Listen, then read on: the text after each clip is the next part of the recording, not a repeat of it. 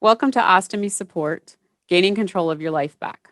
I am Melissa Venker, one of the CWOCNs at the Johns Hopkins Hospital Department of Surgery in Baltimore, Maryland.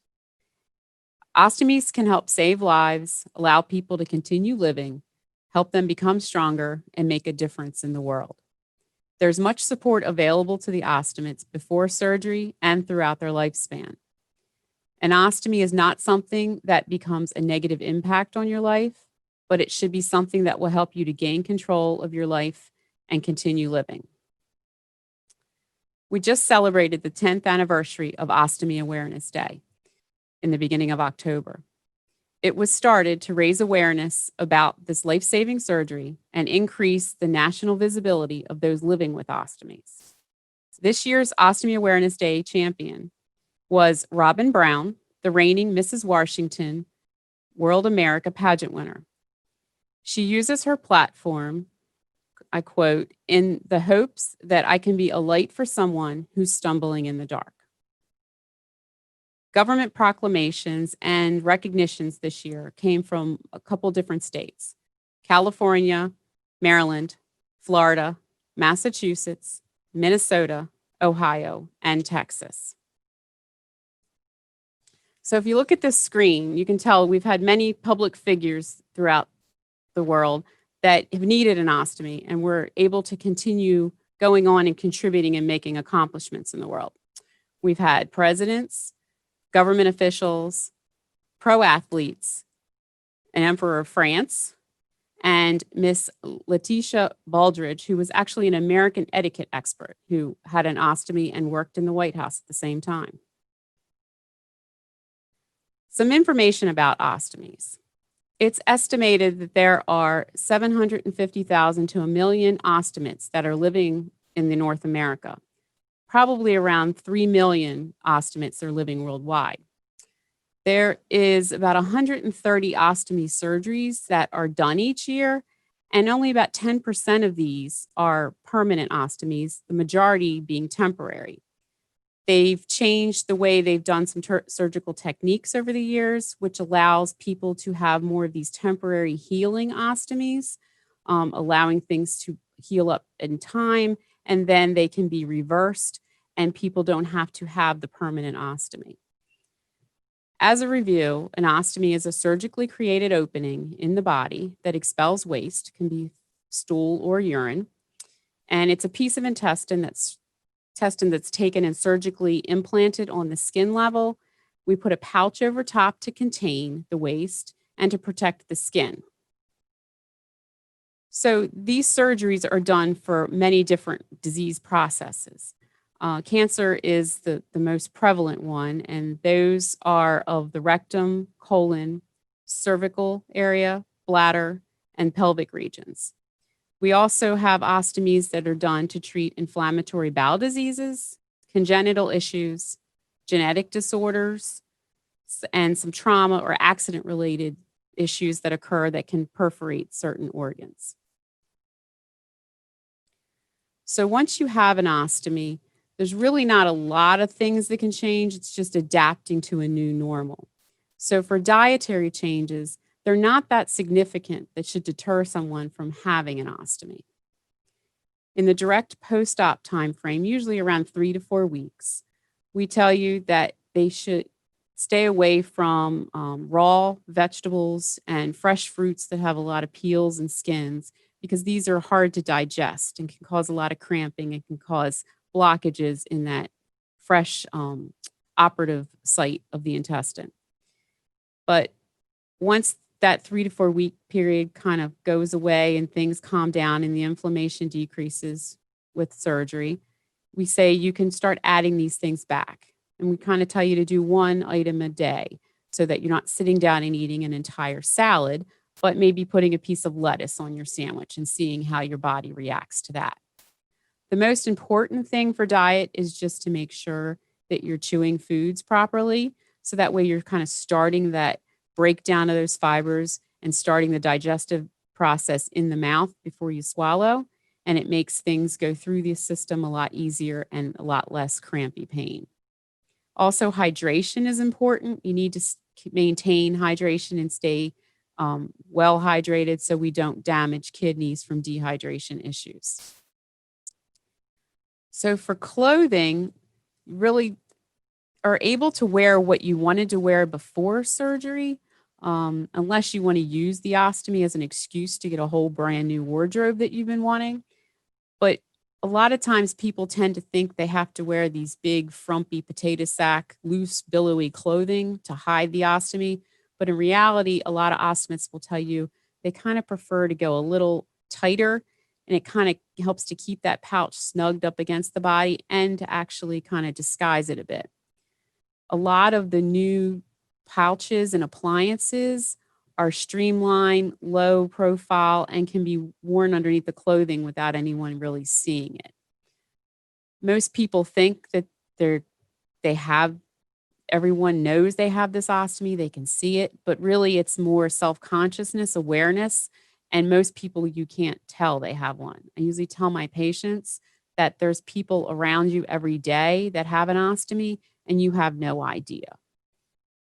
Depending on its location of the stoma, sometimes people find waistbands can be a little tight and constricting and belts, and they kind of go with the stretchy things for the first few weeks to a month, but then it kind of eases up. Especially if you meet an ostomy nurse beforehand, we help pick the spot that the stoma is going to be. So usually you don't have any issues with it kind of sitting in the belt line or being in a crease and causing some issues. So supplies seem to be the number one issue that ostomy patients worry about the most. And usually it goes pretty smooth if you can kind of preemptively deal with some issues. I tell most ostomy patients, contact your insurance provider and tell them, I have an ostomy and I need to know which DME company is in network that I can get my supplies from. If you go in network, you kind of get a better bang for your buck, less copay costs, and that way you're assured that you know where you can get your supplies and you're not panicking when you have one or two pouches left. The insurance companies cover most of the ostomy supplies. There's a few extraneous things that they're going to say they're not going to cover, but typically these are covered. Also, you can try different samples. The major manufacturers of ostomy supplies are more than willing to give you some samples. So that way you can try things out and see if you like it. Because there's nothing worse than getting an entire month's worth of supplies and you hate it. And then you have to wait the entire month to use up what you hate to get something new. So if you ask the manufacturers for samples, they're more than willing to give you those. You can try out one or two and see if it's really what you like or not before you actually order that full month's worth. Also, some of your DME suppliers have the ability to provide samples from the different manufacturers. They are able to give you different ideas if you call in and say, I really don't like this about a pouch, but I kind of liked this about another one. They have that ability. They want to keep your business and they want you to stay as their supplier. So they'll be more than willing usually to give you some samples of different things and help you out in a pinch. These are durable medical equipment suppliers. These are items that need a physician's prescription for. So usually I tell the patients to kind of pick who you want to sign for these prescriptions. If you are a permanent ostomy patient, I usually say, your primary care doctor or your oncologist is a good person to sign these prescriptions because they're going to continue to follow you through the years. Temporary ostomates, a lot of times the surgeons, they're very used to getting these prescriptions via fax and signing off and sending them back. So you can use your surgeon, but you can also use your primary care doctor or oncologist. It's always a good idea if you're going to use that primary care or oncologist to kind of give them a heads up that say, hey, I'm getting my supplies from XYZ company, so that if you see them coming in, can you make sure it gets signed and sent back in so I can get my supplies at a timely manner? There's many, many different options. It's not a one size fits all type of thing. Every ostomy is different and unique. And we have catalogs of different things that can work. We have a way to try different accessories, different types of pouches that we can get the best fit for you, that you have good skin, no leakage, and you're just changing your pouches on a routine basis. Travel is also something that can easily be done by an ostomate, depending on how and where you're going to travel. A lot of times it just takes a little pre planning. If you're deciding to travel via the car, the best information is to keep your ostomy supplies in a cool place out of the sun. You don't want your skin barriers and things to start melting down in the heat of the car being stuck in the sun, because then you're not going to be able to get it to stick to your skin. If you are traveling via a plane, the UOAA website offers a travel communication card on their website that you can print out and take with you. It kind of gives information to the TSA personnel and the airline personnel about your situation of having an ostomy, maybe needing to get to a bathroom during turbulence and things like that, that you don't have to, voice it for everyone to hear. A lot of times you can show the card and it explains a lot. Um, when you're traveling via air travel, you want to make sure you're packing your supplies in your carry-on luggage, because if your check luggage goes in one place and you end up in another place, you need to be able to have your ostomy supplies. It's always good to kind of pack a little bit in both, and to also pack a little extra, because you never know if you're going to get delayed in your return. And if you take just enough pouch changes for just as many days as you think you're going to need, it's always good to have one or two extra changes along with you. The TSA pre-check at airlines, I've had some ostomy patients tell me that that is very helpful. So a lot of the stuff is done ahead of time and you don't have to wait in long lines. Um, Regardless if you do all these things, expect to have a pat down. Don't get upset. Just be relaxed. Be very forthcoming with the TSA people, explaining you have this pouch. It is adhered to your skin. Urine or stool is in this pouch, and this is, what you need to do to live. Um, so if you kind of explain things very nicely in a calm way, it's usually a very smooth transition. Um, a lot of times I know I've had some ostomates tell me that they have a slight pat down and they're just basically checking for gun powder residue with the pouch, but it's not done out in the open where people are watching. And of course, sharing about your ostomy. That's up to you, who you decide to share this information with. We recommend that you tell your close circle of family and friends, what you're going through, so they can help support you in the healing phase of your surgery or your treatments in your cancer treatments. So that way you have some support and backup. But really, the choice is yours as to who you tell if you have an ostomy. um, you know, it's not everyone's business. Just casual acquaintances, they don't really need to know. As I said, it's hidden. You don't really even notice a lot of people that have ostomies. If you become very comfortable with sharing your experiences and find this is a very positive thing and this is helping you to live, consider sharing that with others. There's many different things, and we'll talk about that you can share your experiences with, that may help someone who's starting this journey with getting an ostomy, and kind of clear up any misunderstandings or myths that they have heard. There are a lot of resources out there for you. We have the ostomy nurses, there are support groups, we have ostomy visitors, there's social media groups, there's websites, and we'll talk about a little bit of each of these. So the ostomy nurse, I think, is probably the most important person for you. People like me, we have a large national society, the Wound Ostomy Continence Nurse Society, and we go to school specially for this. We're trained. We take many tests, and we are board certified. So we actually have to renew our certification to be an ostomy nurse every 5 years. We can offer a wide variety of education for you. So before surgery, they're talking to you about you need to have resection and you're going to need some type of ostomy. We can sit down with you before surgery and educate you about what to expect with an ostomy, really explain what it is, show you what a pouch is, kind of talk over everything and kind of give you a heads up about what's gonna happen with you throughout your healing process. As I said, we also will pick the spot for your stoma. So we'll look at your belly when you're standing and lying and sitting and kind of look at all the creases and the rolls and pick a spot that you can see that's as flat as possible that we can have the surgeon put the stoma. So it's as easy as possible to take care of. The most important thing thing we do in the pre surgery is just alleviate fears and dispel myths and kind of make you feel more comfortable with what you're going to be going into. Because it's nothing worse than just saying, oh, you're going to have an ostomy. And then you wake up and there's this pouch on you, and you're like, I do not understand a word of this.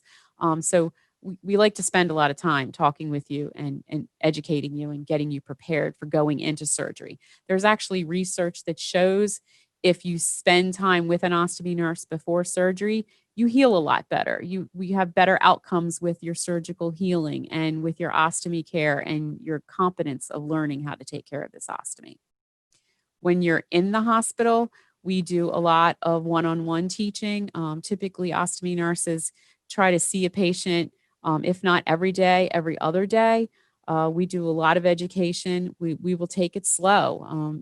If it's kind of difficult for you to grasp, get your head around this, and even just to look at the ostomy for the first time after surgery, sometimes that's all we do that first visit is just, get ready. We're going to lift the gown and we're going to take a look at it and see what it looks like. And sometimes that's all patients can handle, and that's fine. It's self-paced. We'll go at the pace you need for you to be comfortable to learn how to take care of all of this. But we will give you lots of information, written, verbal. We have videos that we use to teach. Um, I personally have a folder full of information that I give people. I tell them it's their ostomy Bible. Everything's in there that I go over and talk about because your head's swimming. You've got all this medication going. You don't remember everything that I talked to you about in the time that you're in the hospital. So it's all written down for you. So that way, when you get home, you can look through your folder and read through things. And if something comes up and you have a question, I always say, grab your folder and look. The answer's probably in there. And if not, my business card's there. You can call the ostomy nurse and ask the question and alleviate the confusion. We provide a lot of emotional support along with the physical support of teaching you how to do this. I kind of joke with my coworkers and say, we have a little social worker in us also because we deal with all sorts of different things. After discharge, you continue to get that support. As long as you've got that stoma and you've got that ostomy, you should be able to have an ostomy nurse in your back pocket. You should be able to call that ostomy nurse at home when you're at home if you're having problems and kind of talk over what the issue is. My patients get my email and my office number. And I tell them, send me pictures via email. I can, try to help troubleshoot things, reinforce what we talked about in the hospital, kind of refresh your memory about what we're going to do if this happens. We want to try to resolve as many problems as we can up front so they don't kind of snowball and cause more problems that you end up having to be readmitted for some issue. So we have that continued support. I explain to my patients that once you get the stoma, kind of consider your ostomy nurse your primary care doctor for your stoma because we'll take care of whatever's happening to it. If we've got skin issues, we'll help you with that. If we need to figure out different pouchings, we can help you with that. So we will be there with you as long as you've got the stoma. I have long-term patients that, just check in with me once a year because they have permanent ostomies that were done years ago, but they know that they can reach out and call me if there's any problems. So, like I said, it's continued care. You're not discharged from us when you're discharged. The best thing to do is to make sure you have a contact number for the ostomy nurse that you meet in the hospital. If you live a distance and you are not having surgery in your local hospital, but we have a lot of people here come to Hopkins from all over the world. So I try to get them in touch with a local ostomy nurse as close to their home as I possibly can. We have a network, the National WOCN Society, and we have ways that we can kind of look people up via what hospitals they work at and connect them with ostomy patients once they're discharged and back in their home state. Um, so that's always good to, if you're traveling to a hospital, one, get the ostomy nurse that's at the hospital, and then get connected with an ostomy nurse that's closer to your home. I recommend that people should really just check in with the ostomy nurse if we can visually see you and have you come do a visit, or even call just once a year just to make sure everything's going well. So a lot of times, there's new things that come out on the market from the different manufacturers that may make things a little easier for you. You might have this really complicated way of putting your pouch on, and it gives you a great seal, and you're really afraid to change it because you're like, this is working and I'm happy. But maybe there's something new that's come out and somebody's devised a different way of doing a pouch that would kind of simplify things. That might be an option. And if you check in with us, we can kind of let you know those things, and we can help you to get samples of the different types of products that you can try out and see if it would make your life a little easier. So support groups are another option. There are many support groups out there. The United Ostomy Association of America has a great support group finder on their website that you can look up via your zip code, and it will tell you what's in your region and what's available. As you can see on this screen, there are many support groups that are affiliated with the UOAA in many different states throughout the state. There may be support groups also that are not affiliated with UOAA, but might be through some local hospitals. So I say it's also always good to look at your local hospital's websites.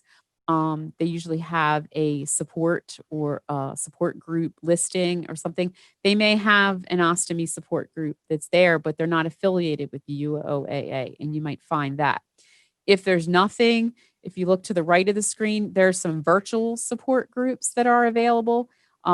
These are kind of taken off in this COVID pandemic world we're living in now, and a lot of support groups are going to online.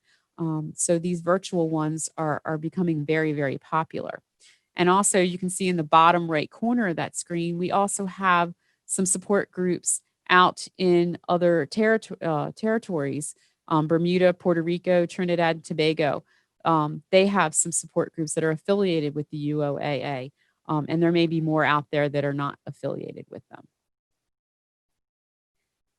Another good support that is kind of take not as prevalent right now because of we're in this COVID world, are ostomy visitors. But we have this way of having seasoned ostomates meet with a person who's thinking about surgery, or a person who's had surgery and having a little bit of a challenge, to kind of be that one-on-one support to that person. They used to be able to come into the hospital and see you. Of course, that's not happening now with COVID. Some people are comfortable having them into their homes. Of course, that's not also happening in COVID, but the telephone calls and virtual FaceTime things are still happening. We're hoping that this kind of picks back up once we get this COVID issues straightened out with hopefully a vaccine, so people can become a little bit more social. But these are very helpful to the ostomate themselves, kind of somebody who's walked the walk and gone through what you've gone through, and they can kind of help support you and give you tips. A lot of family members, I've heard, actually enjoy these ostomy visitors also, because some of the ostomates have family members that will connect with other family members of new ostomates and kind of help them to figure out, especially parents that have children that need to have ostomies. Having parents communicate about how they've dealt with things seems to be very, very helpful to the new ostomate. These people can offer, reassurance, understanding. They they have connections that we ostomy nurses don't always know about in the community. So they can kind of clue you in to different things. They know about all sorts of things that are out there on websites, and the new different kinds of clothing and belts and things like that. So it's always good to get the best information from a person who has an ostomy themselves. Um, so I'm hoping that this picks back up after this COVID is all over and becomes a really strong support again for ostomy patients. And of course, social media groups. These are the shining stars of online support groups now, since people can't really meet face to face. So there's a lot of Facebook groups I know that are out there. Um, a lot of them are private groups, but double check and make sure you know if it's a public or a private group before you decide to post something. The private ones you're going to have to be uh, asked to join, so that you don't have all sorts of crazies out there looking at things, but you're actually communicating with ostomy patients.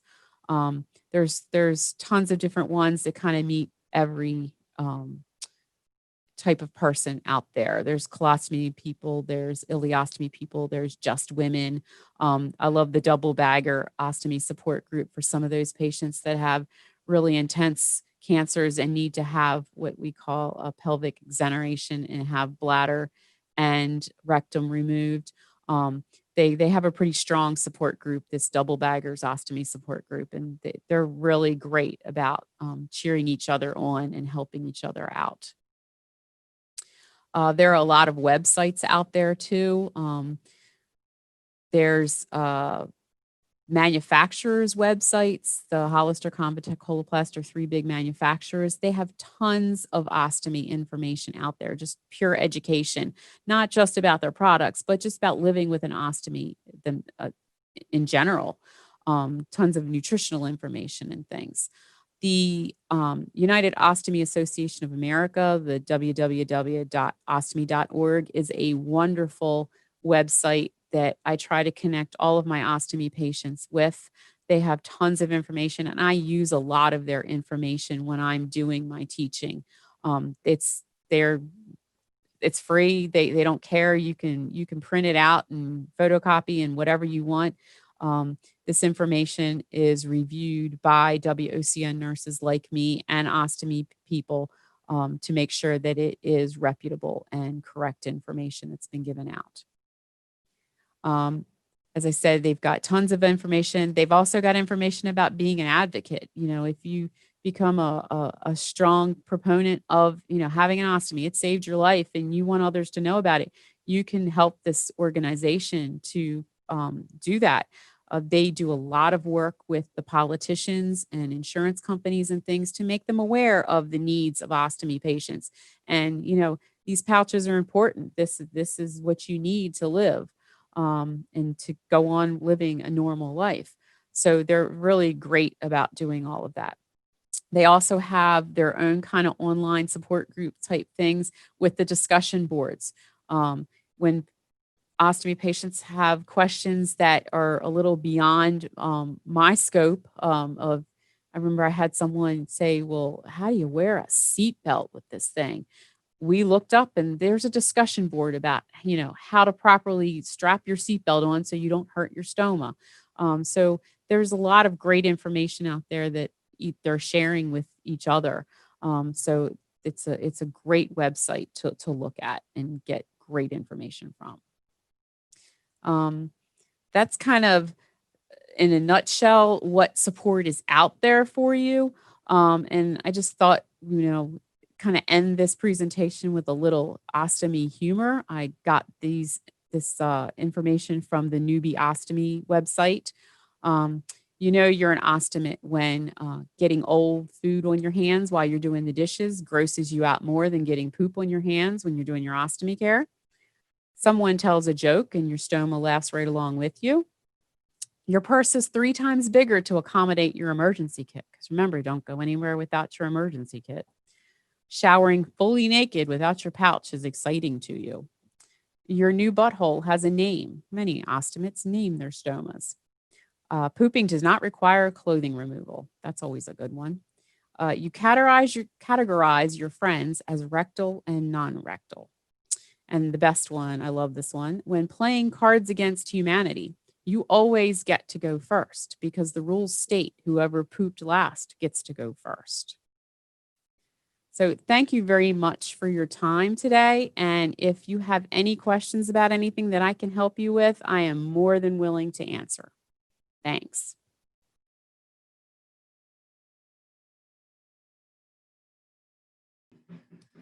So it looks like we do have some questions in the Q&A list. What would you like to know about ostomies that you may not know already?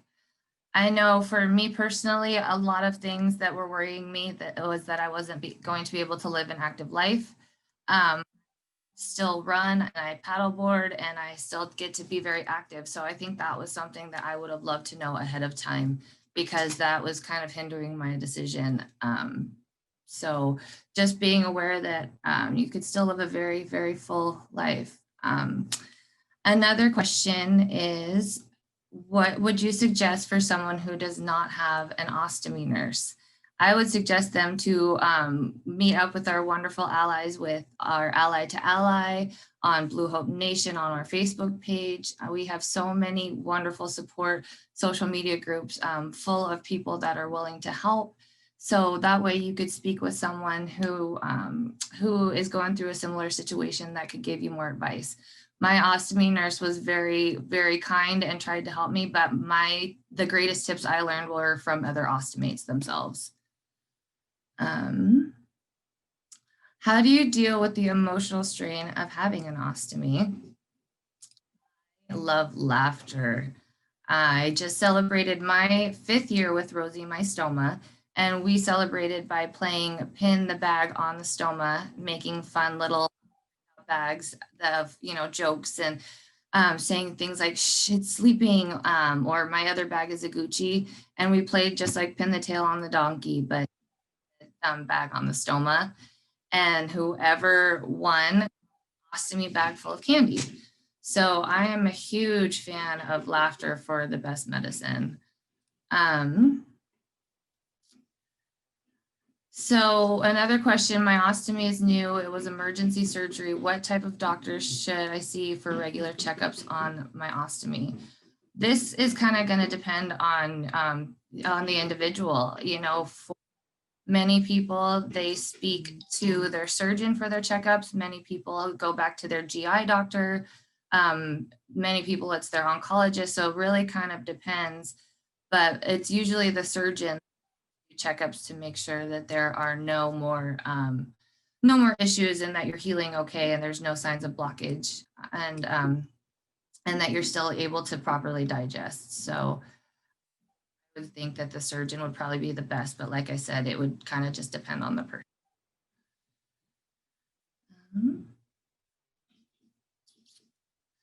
What would you suggest to a patient undergoing cancer care and going through more than the allotted amount? So this can be frustrating because you can't go down to the grocery store and buy bags. So when you're running out, you do need to make adjustments. And this can be done by connecting with your surgeon themselves. If you let them know that your monthly bag amount is not enough, they could write you a letter and that could be sent to the insurance to help up the cap that they put on that. Also, a lot of medical suppliers hand out free supplies. And a lot of medical suppliers even, eat the cost of whatever insurance doesn't cover. I did put a link for the support and financial resource guide from the Colorectal Cancer Alliance. There is a list of ostomy suppliers in there, and they would be grateful to send out free supplies, like I said, and help you with your ordering processes. I do think that was the most of the questions. If anyone wants to ask more, feel free to put them in the chat.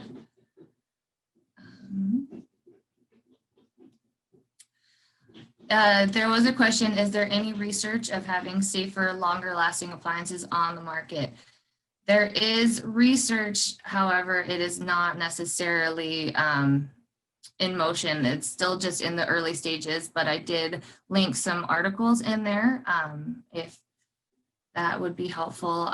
They're a great read. It's two totally different supplies that they're looking at creating. And like I said, these are not in motion as of right now, but it just goes to show the progress that they are working on with ostomies and what they like to do. All right. And I think that was about all of the questions. And anything else that was not answered, we are going to make a list and go back over, and there will be, this recording will be on the website in the future. So any other unanswered questions will be there as well. Thank you.